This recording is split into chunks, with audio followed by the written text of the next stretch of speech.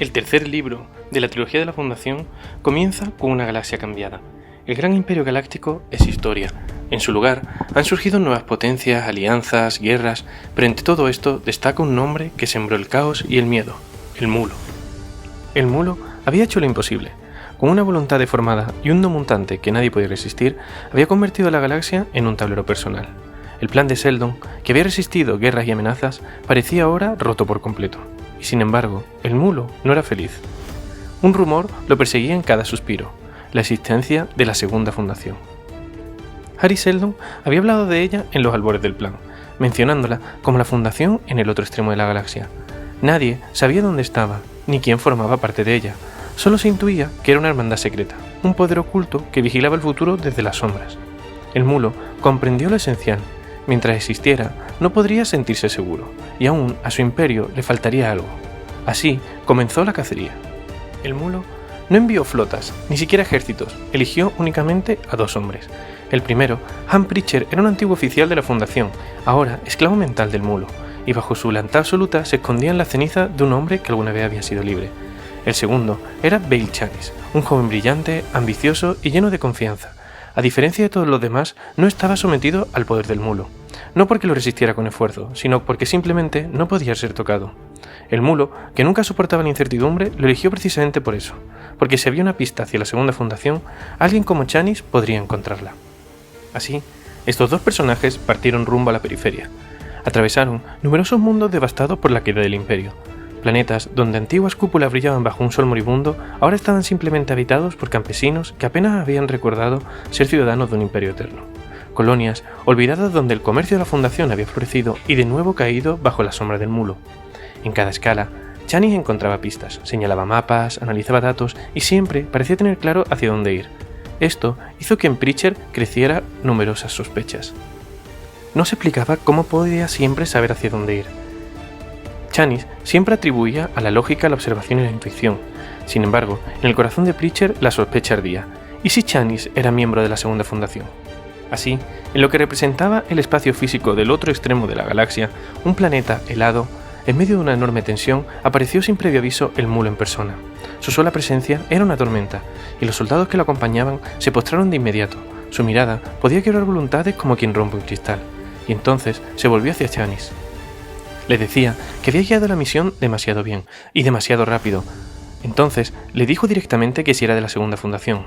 Chanis negaba todo ello, pero sin embargo su voz temblaba, y el Mulo alzó su poder y lo descargó contra Chanis en una oleada psíquica. Para Chanis era como sentir que su mente se rompía, todas las emociones se le ordenaban, todos los recuerdos se le alteraban. Chanis se doblaba bajo la presión, luchando desesperadamente por mantener su identidad. Pero entonces fue cuando ocurrió. De la nada, una marea invisible se alzó, no un poder individual, sino una sinfonía de voluntades. Un mentalista de la Segunda Fundación había llegado. El choque fue silencioso pero absoluto, y la mente del Mulo, que estaba acostumbrada a doblegar sin resistencia, se encontró contra un muro. La Segunda Fundación no la aplastó, sino que lo rodeó, lo sofocó y lo condujo hacia una calma forzada. El Mulo luchó con toda su voluntad, pero sin embargo, a más presionaba, más comprendía que estaba ante algo mucho mayor que él, y finalmente cedió. La Segunda Fundación no lo destruyó, pues sabía que su poder era demasiado vasto y que aniquilarlo podría crear nuevas desviaciones en el plan de Hari Seldon. En cambio, lo que hicieron fue redirigirlo. Implantaron en su mente la convicción de que ya había alcanzado todo lo que deseaba, que su imperio ya era suficiente y que la conquista había terminado. Así, el Mulo regresó a Calgan, reinó en paz gobernando sin nueva guerra y satisfecho hasta el final de sus días. Y así, la mayor amenaza al plan de Seldon desapareció en silencio, derrotada no por ejércitos, sino por la paciencia colectiva de la Segunda Fundación. Pasaron los años y el Mulo murió. Su imperio personal se desmoronó y la Fundación de Términos resurgió más poderosa que nunca. El comercio volvió a expandirse y las rutas interestelares florecieron. Los pueblos comenzaron a creer de nuevo en el destino que Seldon había trazado. Pero la sombra permanecía, la sospecha de que en algún lugar alguien movía los hilos. En Terminus comenzaron a existir numerosas tensiones. Se preguntaban si realmente existía una Segunda Fundación o era simplemente un mito, y que en el caso de que existiese, ¿no sería esa más peligrosa que el propio Mulo? Al menos, el Mulo siempre era visible, y la Segunda Fundación podía estar en cualquier parte manipulando pensamientos, guiando decisiones o reescribiendo la historia sin que nadie lo supiera. Entre los que crecieron bajo estas dudas estaba Arkady Darel, que era la nieta de Baita Darel, la mujer que había enfrentado al Mulo años atrás. Arcadi representaba la voz de una nueva generación que se negaba a aceptar cadenas visibles o invisibles. Su padre, además, era científico y estaba obsesionado con que no quería que su pueblo viviera bajo la sombra de guardianes ocultos. Decidió entonces encontrar la segunda fundación y, si fuera necesario, destruirla. Así nació una conspiración. Un círculo de académicos y políticos en términos diseñó un plan. Lanzar información falsa, sembrar pistas engañosas, fingir descubrimientos. Si la segunda fundación existía, tendría que intervenir para corregir el rumbo, y cuando lo hiciera, podrían detectarla.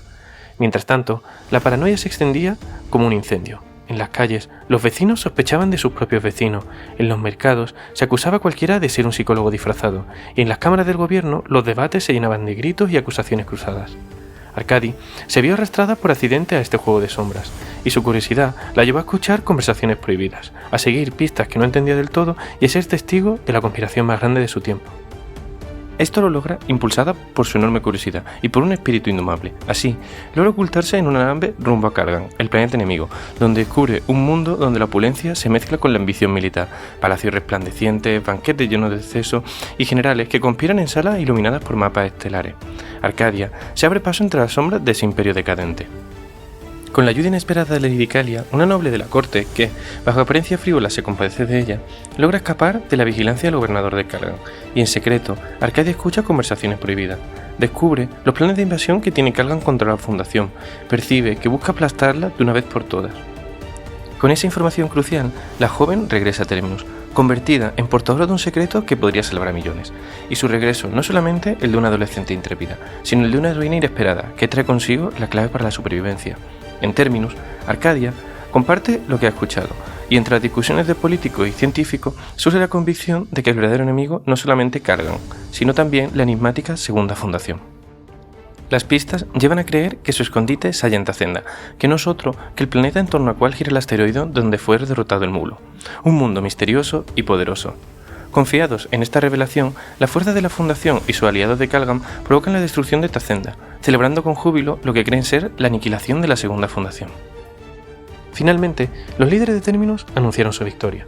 Habían descubierto que la Segunda Fundación tenía su base en Rosel, el planeta marginal donde el mentalista acabó con el poder del mulo.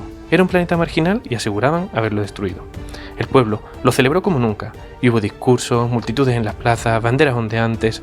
Por fin, la fundación era libre. Sin embargo, esto no era verdad. La Segunda Fundación no había sido destruida. Todo había sido un espectáculo cuidadosamente diseñados. Ellos mismos habían manipulado los pensamientos de los ávidos de Terminus. Habían sembrado la ilusión de que habían vencido. Porque la paranoia no podía durar. Un pueblo que cree estar bajo una amenaza invisible nunca construirá un futuro. La única forma de devolverle la confianza era darle una victoria, aunque ésta fuera ficticia. Y funcionó. La primera fundación siguió adelante, convencida de que ahora estaba sola y de que el destino sí le pertenecía. Mientras tanto, la segunda fundación seguía en las sombras, vigilando. Al final del libro, solamente el lector descubre la verdad. La segunda fundación no estaba en un confín remoto, no era en un extremo espacial de la galaxia, estaba en el centro mismo de ella, en Trantor, la antigua capital del Imperio. Allí, bajo las cúpulas oxidadas y las bibliotecas enterradas, vivía la hermandad de psicólogos que velaba por el plan. En la ruina del poder material subsistía el poder mental. El otro extremo no significaba la distancia, sino el contraste. La primera fundación representaba la fuerza material y la segunda la fuerza de la mente. Juntas eran dos caras del mismo destino. Con esto, cierra la trilogía original de la Fundación. La primera fundación era el brazo, la ciencia, el comercio, la política, la tecnología. La segunda fundación era el cerebro, vigilaba y corregía el destino cuando hacía falta. El mulo había sido una gran anomalía, la prueba de que la psicohistoria podía fallar, pero también había demostrado la necesidad de un guardián oculto. La trilogía termina con el equilibrio establecido, siguiendo el plan de Seldon. La humanidad avanza hacia un segundo imperio, no porque lo elija libremente, sino porque en Trantor, en el corazón arruinado de la galaxia, una hermandad de mentes invisibles vela por el futuro de la humanidad. Si te ha gustado la trilogía de la Fundación, no olvides suscribirte para no perderte las próximas historias.